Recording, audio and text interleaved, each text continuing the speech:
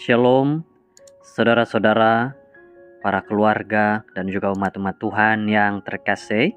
Kita bersyukur di dalam renungan harian kita pada hari ini. Mari kita berdoa. Tuhan, Allah yang penuh kasih, kami berdoa. Tuhan pimpin, Tuhan lindungi, dan Tuhan jagai. Kami saat mendengar firman ini, agar kami tahu apa message ataupun pesanan Tuhan bagi kami. Terima kasih, dalam nama Yesus kami sudah berserah. Amin. Judul firman Tuhan pada hari ini adalah peranan Roh Kudus dalam doa kita. Dalam Roma 8 ayat 26 berkata, demikian juga Roh membantu kita dalam kelemahan kita, sebab kita tidak tahu bagaimana sebenarnya harus berdoa, tetapi Roh sendiri berdoa untuk kita kepada Tuhan dengan keluhan-keluhan yang tidak terucapkan. Roh Kudus berarti pembela atau penolong.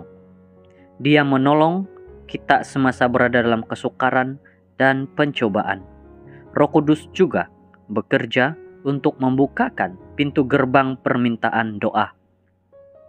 Dia mengajar dan memberitahukan kita tentang rahasia permintaan doa, lalu menaikkan semua permohonan kita kepada Bapa, sebab kita tidak tahu bagaimana sebenarnya harus berdoa. Ayat 26. Roh Kuduslah menyatakan pada kita tentang segala keperluan kita, sehingga kita diajar untuk memiliki penyerahan diri dan kerendahan hati. Roh Kudus juga meletakkan suatu beban permintaan doa kepada setiap hati yang didiaminya. Kadangkala beban yang kita alami itu berat sehingga tidak mampu diperkatakan, sehingga yang dapat kita lakukan hanyalah mengeluh dan meratap kepada Tuhan. Ketika itulah Roh Kudus membantu kita. Roh sendiri berdoa untuk kita kepada Tuhan dengan keluhan-keluhan yang tidak terucapkan. Ayat 26. Mungkin kita tidak pernah memahami sepenuhnya makna semua doa yang kita ucapkan. Namun, jawaban Tuhan selalu lebih besar dari permintaan kita.